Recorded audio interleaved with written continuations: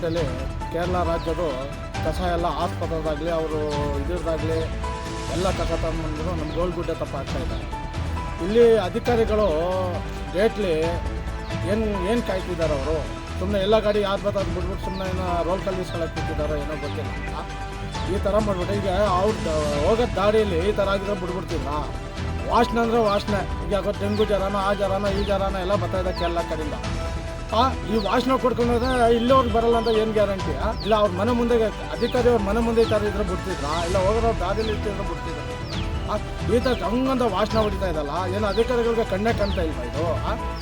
ಆ ಪಟ್ಟಿ ಸಂಬಳ ಕೊಟ್ಬಿಟ್ಟು ಅಲ್ಲಿ ಕೂಡಿಸಿರೋ ಜಾತಿಗೆ ಟ್ರಾವೆಲ್ ಕಾಯ್ಕೊಳ್ಳೋಕ್ಕಂತ, ಇಲ್ಲದ ಅವ್ರ ಜಾತಿಗೆ ಸಂಬಳ ಕೊಟ್ಬಿಟ್ಟು ಅಲ್ಲಿ ಕುಣಿಸ್ಬೇಕು, ಗೇಟ್ ಅಂತ ಜಾತಿಗೆ ಮಾಡಬೇಕು.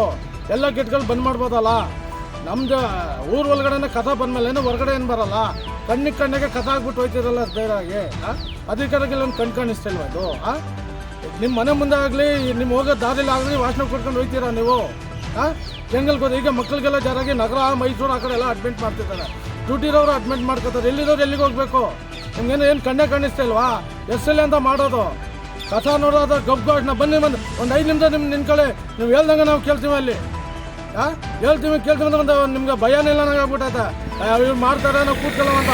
ಇದೇ ಥರ ಹಾಕಿದ್ರೆ ಈ ಕಸ ಎಲ್ಲ ತಗೊಂಡು ಅಧಿಕಾರಿಗಳು ಯಾರಿದ್ದಾರೋ ಮನೆ ಮುಂದೆ ಹಾಕ್ತೀವಿ ನಾವು. ನಮ್ಮ ಸಂಘಟನೆಯವ್ರು ಸೇರ್ಕೊಂಡು ನಾವು ತಗೊಂಡೋಗಿ ನಿಮ್ಮ ಮನೆ ಮುಂದೆ ಹಾಕ್ತೀವಿ.